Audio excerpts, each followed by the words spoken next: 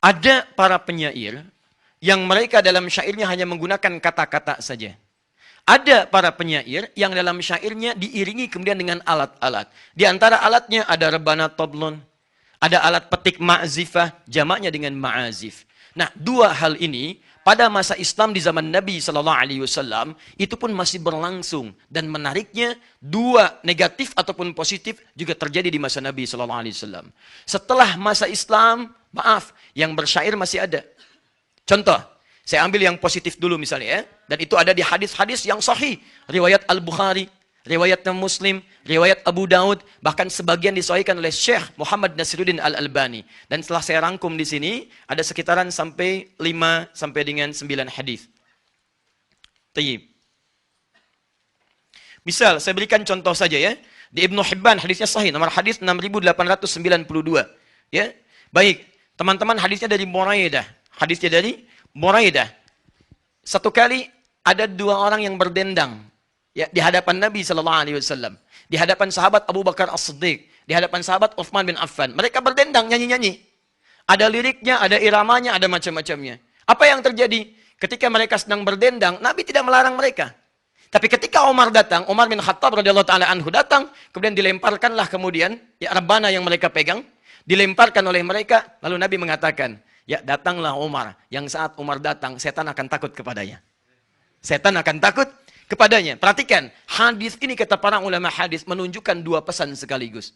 Ada yang dibenarkan, ada yang tidak dibenarkan. Apa yang dibenarkan? Pertama, yang dibenarkan adalah keadaan ketika mereka menyanyi bersyair di hadapan Nabi SAW, tidak ada kalimat-kalimat yang langsung disanggah oleh Nabi. Kalaulah seketika itu haram, tentu Nabi akan mengatakan, jangan berdendang di hadapan saya, itu haram. Tinggalkan, tinggalkan. Tapi yang paling menarik, kenapa Ustadz saat Umar masuk kemudian dilemparkan alat-alat itu? Karena sebagian dari alat-alat yang digunakan, pernah digunakan di tempat-tempat yang lainnya, atau tempat-tempat yang, maaf, mengarahkan pada maksiat. Contoh, tidak sedikit orang-orang menggunakan gitar, kemudian gitar yang saya maksudkan yang tempo dulu, kemudian rebana untuk mengiringi perbuatan-perbuatan maksiat yang terjadi pada saat itu. Contoh, mohon maaf, fokus ini, itu dulu orang Arab kalau mau maksiat, mereka akan datang mengenakan jubah terbaiknya untuk menunjukkan status sosialnya. Biasanya menggunakan sutra, laki-laki pakai sutra, datang. Kemudian dia bawa, maaf ya, perangkat-perangkat mabuk. Dari yang perasan kurma, perasan anggur, dan sebagainya. Setelah itu disertailah dengan penyanyi-penyanyi biduan-biduan sambil diiringi dengan alat-alat musik. Ada yang pakai rebana, ada yang pakai kemudian gitar-gitar yang dipetik pada masa itu. Sebagian bersenandung, sebagian yang mabuk, ada yang zina, dan sebagainya. Dari situlah Nabi pernah mengeluarkan hadis, di masa yang akan datang, itu telah dihapuskan oleh Nabi seperti itu. Jangan mabuk lagi, jangan zina lagi. Turun ayat melarang zina, turun ayat melarang mabuk, bahkan sampai 4 tahapan. Turun ayat melarang hal-hal yang tidak bermanfaat. Setelah itu sepi semua itu. Tapi kata Nabi, akan muncul di masa datang di antara umatku yang menghalalkan lagi proses seperti itu. Digabungkanlah 4 tadi. Mereka menghalalkan zina, mereka menghalalkan khamar, mereka menghalalkan sutra, dan mereka menghalalkan ma'azif. Nabi bukan menyebut musik, bahasa hadisnya ma'azif. Kenapa Nabi menyebut ma'azif? Karena sebagian alat itu ada yang digunakan pada yang negatif. Mengiringi orang untuk berbuat maksiat.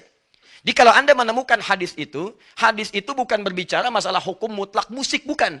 Hadis itu ingin bicara tentang konteks maksiat yang terjadi di masa Nabi. Yang sering diakibatkan oleh penggabungan antara alat-alat musik dengan tujuan-tujuan maksiat. Coba Anda cek, kalau orang muncul dengan glamoritas, dengan alat-alat yang tadi, disertai dengan alat-alat musik, pasti ujung-ujungnya maksiat. Silahkan cek. Cek kalau tidak keliru. Silahkan, kalau Anda tidak percaya silahkan. Di sampingnya ada minuman, menggunakan suasana glamor, terus ada alat-alat musik di sampingnya, ada yang nyanyi. Pasti minimal akan terjadi maksiat. Kalau tidak ikhtilat joget bersamaan, kalau tidak kemudian mabuk-mabukan, apa yang terjadi? Ujung-ujungnya zina. Itu persoalan terbesarnya. Silahkan cek, bukankah ada tempat-tempat menampung seperti itu? Ya, misal ada sebagian tempat-tempat disebut dengan diskotik, ada klub malam, dan malam bukan siang. Belum ada klub siang, kan? Ada klub malam, ada diskotik, ada macam-macam. Silakan, apa yang terjadi? Begitu musik di setel, alat-alatnya ada, untuk mabuknya ada, musiknya ada, alatnya ada, orang menggunakan pakaian-pakaian yang borjuis, sutranya memang sudah nggak ada, tapi yang dipakainya luar biasa, sama-sama mahalnya, sama-sama alat kesombongannya. Muncul itu, bergabunglah semua elemen ini, inilah yang menyebabkan hukum haram turun. 2. Jadi, fokus, alatnya sudah ada, kemudian nyanyian yang tanpa alat juga ada, tapi hukum-hukum yang disampaikan oleh Nabi keluar 2 bagian dari Nabi. Ada yang mengharamkan, ada yang seketika kemudian menghalalkan. Contoh kedua, Saya agak cepat ya. Nanti saya buka kitab, setelah ini kita selesai. Satu kali Nabi melihat Sayyidah Aisyah. Kemudian ketika beliau melihat Sayyidah Aisyah di rumah beliau, masuk ke dalamnya, Sayyidah Aisyah sedang dihibur oleh dua orang. Ya, yang bantu beliau, jariyah beliau, ketika dihibur menggunakan syair. Ya, bahkan menggunakan ini, rebana, dufuf, tobel. Dipukul-pukul, nyanyi-nyanyi dan sebagainya. Datanglah sahabat Abu Bakar As-Siddiq radhiyallahu ta'ala anhu. Ketika beliau datang, beliau tidak suka dengan itu.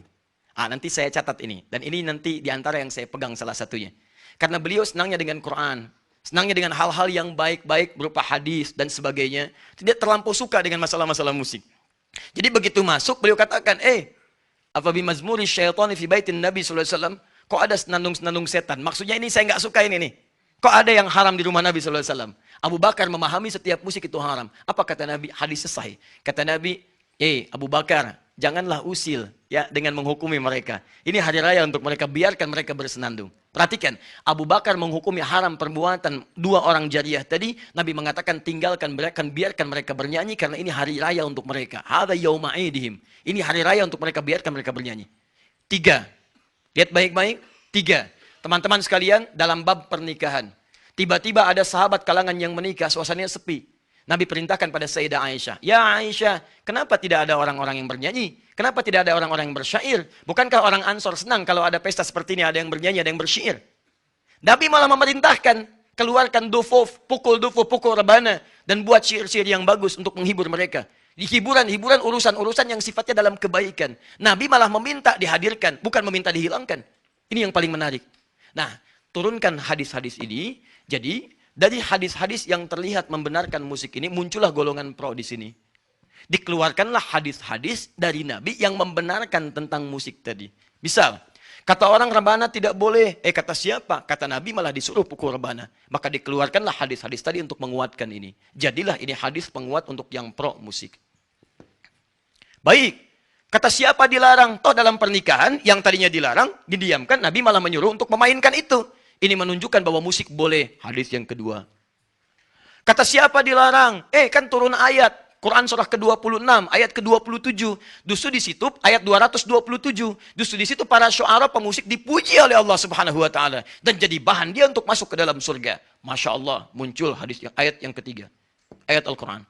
Ayat-ayat ini diambil oleh golongan pro dan mereka nilai inilah ayat-ayat dan hadis yang membolehkan tentang musik. Muncullah kesimpulan musik boleh menurut mereka. Paham sampai sini? 1. Jadi kalau Anda menemukan orang yang membolehkan musik, boleh jadi kesemuanya akan kembali kepada hadis-hadis dan ayat-ayat ini. Inilah landasan yang menjadikan mereka berpikir bahwa musik itu halal dan benar dalam pandangan agama. Jelas? Hapus. 2. Lepas dari ini, ada ayat-ayat yang mencela sekaligus hadis-hadis yang menghinakan musik dan para pemusik. Misal, tadi Asy-Syu'ara Quran surah ke-26 ayat 224-nya. Di situ para pemusik dicela. Seringkali menghadirkan kesesatan. Seringkali menghadirkan khayalan-khayalan. Tidak disukai oleh Quran. Kata mereka, haram hukumnya. 2. Turun ayat Quran surah Luqman misalnya. Tadi yang saya bacakan. Turun Quran surah An-Najm. Tadi yang saya bacakan. Di situ semua mencela dan menyebut musik perbuatan yang tidak bermanfaat. Maka mereka menyimpulkan haram hukumnya. 3. Adanya hadis-hadis Nabi SAW yang jelas menyandingkan musik dengan aspek keharaman seperti zina, khamar dan sebagainya. Kata mereka, karena musik disandingkan dengan zina, musik disandingkan dengan khamar, yang asalnya haram, maka mutlak hukum musik pun haram seperti halnya zina dan khamar. Paham sampai sini? Keluarlah kemudian hukum dari mereka menghukumi musik sebagai hukumnya haram. Baik. Persoalannya, lihat baik-baik. Saya sebutkan dua kubu ekstrim dulu. Saya belum sebutkan mana pilihan yang rajih di antara ini semua. Fokus.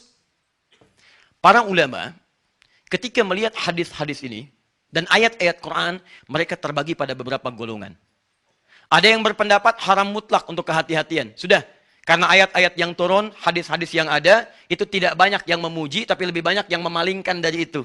Maka mereka berpendapat, bagi saya, haram hukumnya. Haram itu maksudnya saya nggak ingin kerjakan itu. Saya ingin terkait dengan maslahat yang jelas manfaatnya saja. Quran jelas manfaatnya. Hadis jelas manfaatnya. Musik gak banyak manfaatnya. Saya tinggalkan itu semua, saya konsisten dengan ini saja. Maka mereka berpegang teguh dengan hukum keharaman musik.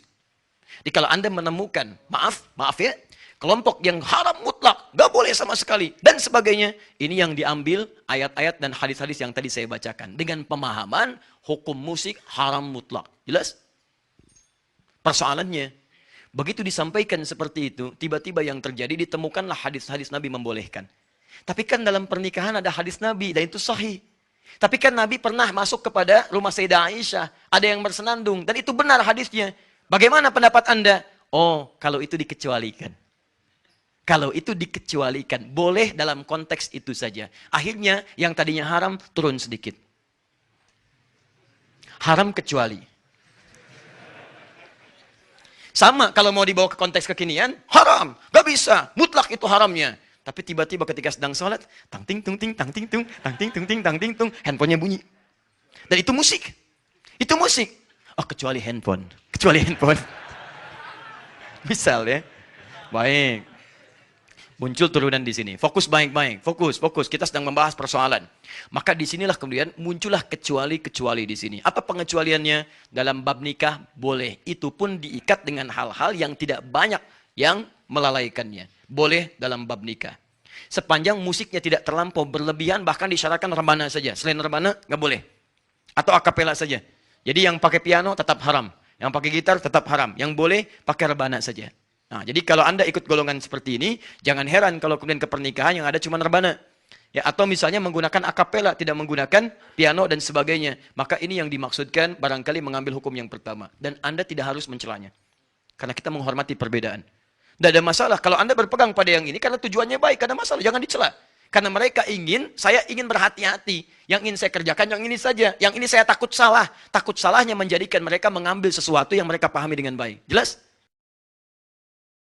Padahal di bab ini kalau dibaca keseluruhan, Imam Asy-Syafi'i membagi dua alat musik yang diwasiatkan. Alat musik pertama, sama alatnya, sama-sama rebana. Tapi yang pertama dipukul untuk yang bermanfaat. Seperti motivasi orang pada kebaikan, konteks dulu untuk berperang. Perang jihad. Di ketika mau jihad didorong, bikin syair, Hasan bin Sabit dipukul rebana, dang, ding, dung, gendang dipukul dan sebagainya. Kata Imam Asy-Syafi'i, kalau itu yang diwariskan maka halal hukumnya. Alatnya sama. Boleh. Tapi kalau yang diwasiatkan ke ahli waris, diwasiatkan kemudian, atau menjadi warisan, hanya alat musik yang digunakan untuk yang lahun saja yang ini. Untuk nyanyi-nyanyian yang tidak bermanfaat, untuk mabuk-mabukan, untuk diarahkan pada yang maksiat, itu yang dimaksudkan kata beliau, batalat indil wasiyah, batal wasiatnya. Di kalimat itu dari Imam Asy-Syafi'i, bukan ingin menghukumi musik haram mutlak, bukan. Imam Asy-Syafi'i ingin mengatakan alat musik yang dimaksudkan jika dipakai untuk hal-hal kepentingan maksiat. Sedangkan yang tidak maksiat, boleh dilakukan. Untuk persoalan ahli waris atau untuk wasiat diberikan pada generasi setelahnya. Jadi maksud saya, ada orang-orang yang mengutip pendapat para ulama, tapi tidak merujuk kitabnya dalam bab apa itu disampaikan. Ternyata ketika para ulama, Imam Syafi'i itu tidak terlampau menyenangi musik. Tapi yang paling hebat, beliau itu ahli syair. Dan punya diwan, namanya Diwan Imam Asy-Syafi'i. Punya kumpulan-kumpulan syair. Tapi karena konsennya kepada fikih, konsen pada Al-Quran, terlampau banyak menjauhi yang seperti ini. Tapi hukumnya ada.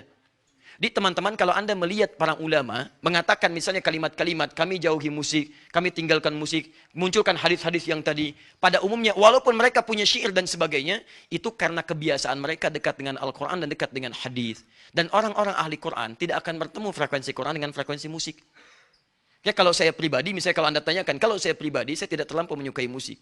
Karena ketika seorang dekat dengan musik, itu tidak akan sejalan dengan Qurannya. Walaupun musiknya ada maslahatnya. Makanya silahkan cek, Anda senang musik agak kesulitan menghafal Quran.